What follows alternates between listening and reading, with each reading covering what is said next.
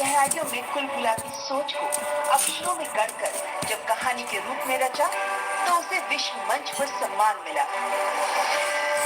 आपके उपन्यास रेड समाधि और उसके अंग्रेजी अनुवाद टॉम्ब ऑफ सैंड को जब इंटरनेशनल बुकर प्राइज से नवाजा गया तो हिंदी साहित्य को मिली इस अंतरराष्ट्रीय पहचान से साहित्य जगत गदगद हो उठा।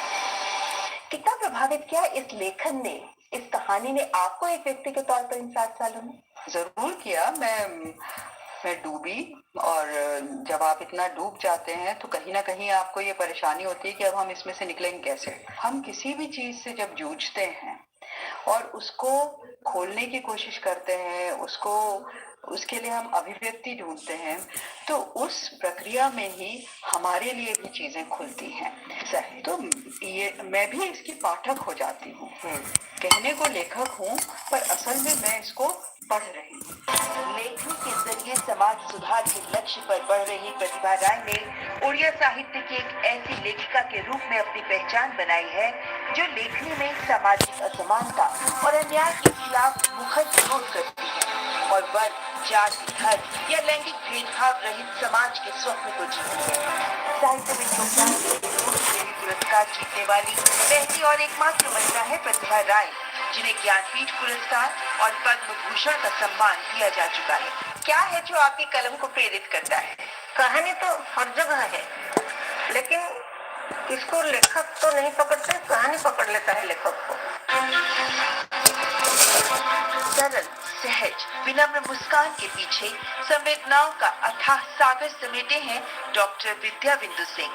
अवध क्षेत्र की परंपराओं, कथाओं, लोक संस्कृति की धरोहर को अपनी रचनाओं में समेटने की भरपूर कोशिश कर रही हिंदी और अवधी साहित्य में अमूल्य योगदान के लिए पद्मश्री से सम्मानित विद्या बिंदु सिंह जी का जीवन हर साहित्यकार के लिए एक मिसाल है।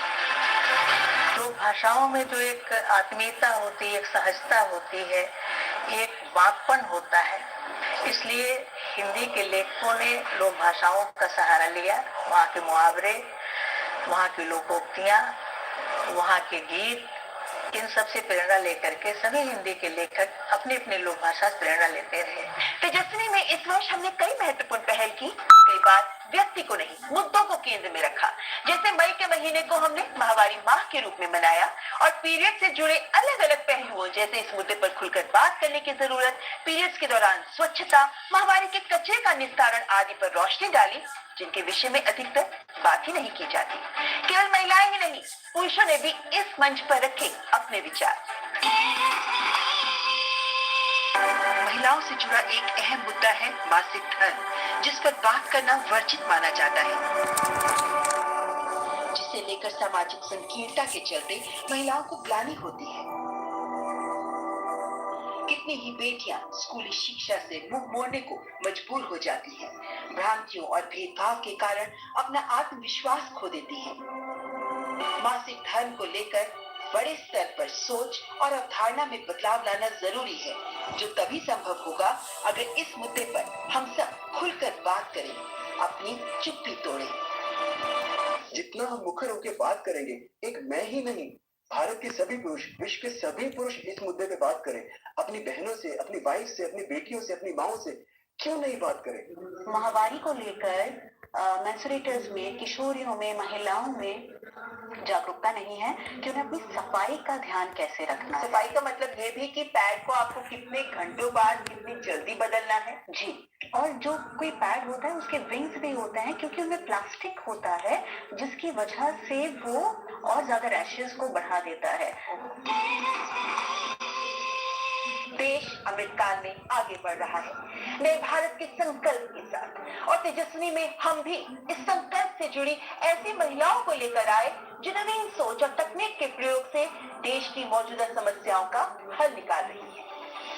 जब विश्व लिथियम बैटरी से आगे सोडियम आयन जैसी बैटरी का रुख कर रहा है, निमिषा वर्मा ने बना डाली विश्व की पहली ग्रीन बैटरी, जिसमें हानिकारक रसायन नहीं बल्कि एलोवेरा से बना प्लांट इलेक्ट्रोलाइट प्रयोग किया गया है। विश्व की पहली पर्यावरण अनुकूल बैटरी, जो एक क्रांतिकारी पहल।